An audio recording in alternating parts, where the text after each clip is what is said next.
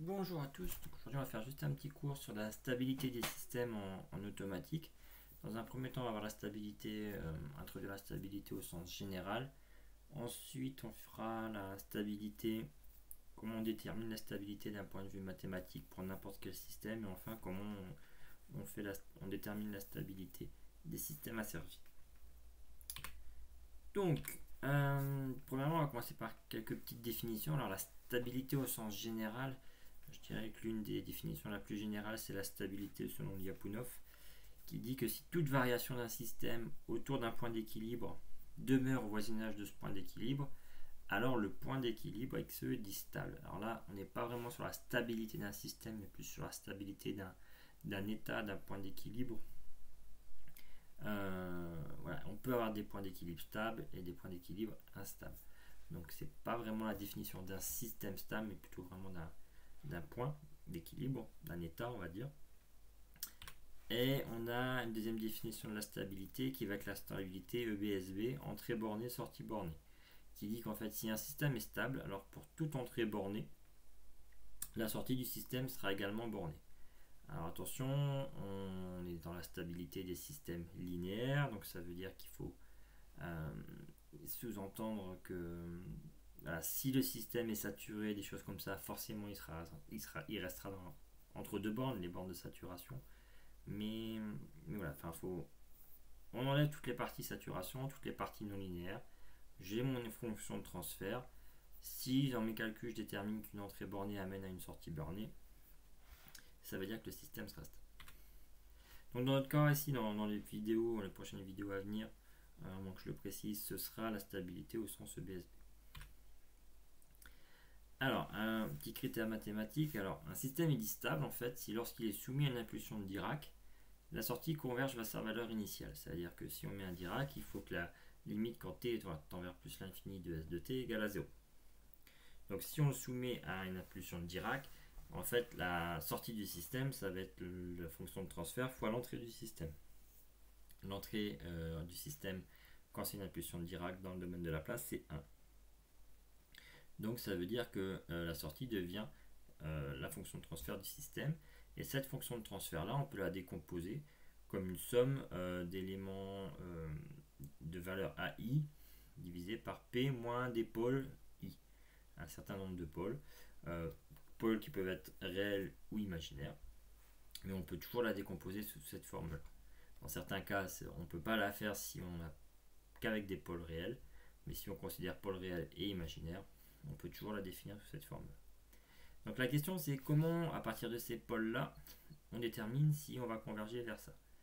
Et en fait, ça c'est une forme standard des transformés de Laplace. Il va donner qu'en fait la sortie temporelle du système, ça va être la somme des coefficients AI exponentielle PIT. Alors comment on fait pour que cette somme-là converge vers 0? Alors si vous voulez, vous pouvez faire pause, essayer de réfléchir. Vous verrez, c'est pas super compliqué une fois que je l'aurai dit. Mais ça va. Vous pouvez essayer de réfléchir dessus. Maintenant, je vais vous donner la réponse. Bah, en fait, si on veut que cette somme-là soit nulle, alors soit on met tous les coefficients AI nuls, mais dans ce cas-là, notre système il fait rien, ce qui est un peu bête. Soit il faut faire tendre vers l'exponentielle ici, vers 0. Et une exponentielle, un coefficient fois le temps qui tend vers 0, bah, il faut que le coefficient soit négatif. Donc en conclusion, il faut pour que le système soit stable au sens EBSB, il faut que tous ces pôles soient parties réelles strictement négatives. Ça c'est la définition mathématique du système. Définition, on va dire littérale, c'est pour une entrée bornée, une sortie bornée. Définition mathématique, il faut que tous ces pôles soient à partie réelle strictement négative. Maintenant, comment on fait ça? Comment on vérifie qu'un système il a tous ses pôles à partie réelle négative, sachant que pour un ordre 1 ça va, un ordre 2 ça va, un ordre 3 si on n'a pas des pôles évidents, je dirais ça devient un petit peu plus compliqué, et les ordres élevés encore plus. Donc en fait on a le critère de route, qui est en fait le critère de route Hurwitz. Il me semble que c'est M. Root qui a créé le critère, c'est M. Hurwitz qui l'a appliqué à l'automne. Ou l'inverse, il me semble que c'était ça, mais je ne suis plus très sûr. Donc, si je prends une fonction de transfert d'un système en boucle ouverte, système en boucle fermée, on s'en moque, je considère ma fonction de transfert ici. Si je prends celle en boucle ouverte, j'aurai une info sur la stabilité en boucle ouverte. Si je la prends en boucle fermée, j'aurai une info sur la stabilité en boucle fermée. Donc mon système ici, j'ai le numérateur, c'est le dénominateur. Le dénominateur, je peux le mettre sous la forme an fois p puissance n, plus an-1 p puissance n-1, etc., plus a1p plus a0. Tous ces coefficients ici, je vais les rentrer dans les deux premières lignes d'un tableau. Le plus gros coef, en dessous je mets le coef inférieur, le coef suivant la colonne d'à côté, etc., jusqu'à ce que j'ai des zéros. Et en fait, le critère de route va vous donner une méthode pour remplir le tableau. Et à la fin, on regardera uniquement la première colonne pour en déduire si le système est stable ou pas. Donc en fait, la méthode, elle est assez simple. On prend une case. On va prendre B1. On va faire cette équation B1, c'est égal à moins 1 sur la première case de la ligne au-dessus, fois le déterminant d'une matrice composée de 4 termes, qui sont les deux premiers termes de la colonne et les deux termes de la colonne juste après les deux lignes au-dessus. Donc AN, AN-1, AN-2, AN-3. AN, AN-1, AN-2, AN-3. Donc ça c'est pour B1. Pour calculer B2, je fais la même chose. Moins 1 sur le premier terme de la ligne juste au-dessus, fois le déterminant de les deux premières colonnes, les deux colonnes d'après, etc. Et donc ici on reprend. Si on a encore une ligne à faire, en C1, bah c'est pareil. Le coefficient de la ligne juste au-dessus, le déterminant ici, le coefficient de la ligne juste au-dessus, le déterminant de ces deux matrices-là. Et comme ça, on va remplir notre matrice, notre tableau. Et donc, en fait, le nombre de pôles à partie réelle positive va être donné par le nombre de changements de signe des termes de la première colonne. Sous-entendu, si on ne veut pas de pôles à partie réelle positive, si on ne veut que des pôles à partie réelle négative, il faut qu'il n'y ait pas de changement de signe. Ça veut dire qu'il faut que tous les termes de la première colonne soient de même signe pour que le système soit stable au sens entrée bornée, sortie bornée. Voilà. Je vous propose un petit exemple. Je vous donne cette fonction-là, ce dénominateur-là. Donc le numérateur, il n'a pas d'importance sur la stabilité. Hein. Ça, c'est un point qu'il faut retenir en tout cas. Donc, essayez de remplir ce tableau. Faites pause là. Essayez de remplir le tableau. Essayez d'appliquer la formule qu'on a vue juste avant. Et d'essayer de me déterminer si le système qui possède ce dénominateur peut être stable ou pas. Et après, je vous donne la réponse. Vous avez fait pause, vous avez trouvé ou pas. En tout cas, je vais vous donner la réponse. Donc la première chose à faire, c'est qu'on va remplir les coefficients ici. Donc P puissance 6, ça fait 1, 1 moins 5, 11, moins 25, 34, moins 20, 24 et 0. Ensuite, on va calculer ce coefficient ici. On va obtenir 6, 30, 24, 0. Et ensuite, on va avoir que des 0. Donc, maintenant que le tableau est rempli, je regarde la première colonne. On voit que j'ai un changement de signe de 1 à moins 5, un changement de signe de moins 5 à 6, deux changements de signe, c'est-à-dire que j'ai au moins deux pôles à partie réelle positive. Donc le système montre que, enfin, le critère de route montre que le système sera instable. Alors si on veut être un petit peu fainéant, parce que quand on est intelligent, on est forcément un petit peu fainéant, rien qu'en remplissant les deux premières lignes, on voit qu'on a un changement de signe.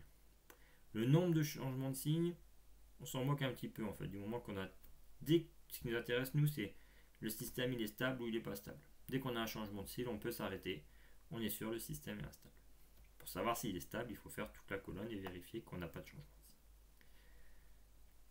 signe. Donc voilà un peu l'arnaque sur cet petit exemple. Hein. Ça pouvait être fait tout simplement en regardant, en remplissant le tableau sans tout calculer. Je vous propose un deuxième exemple. Donc c'est pareil, hein, vous pouvez faire pause et essayer de le faire. Donc je vais vous donner la solution. Donc on commence par remplir le tableau. 1, 4, 7, 16, 12. On va remplir ici cette case-là, c'est-à-dire moins 1 sur 4 fois le déterminant de 1, 4, 7, 16. Pareil ici, moins 1 sur 4, le déterminant de 1, 4, 12, 0. Donc ça fait 12. Et donc on voit ici que tous les coefficients sont du même signe.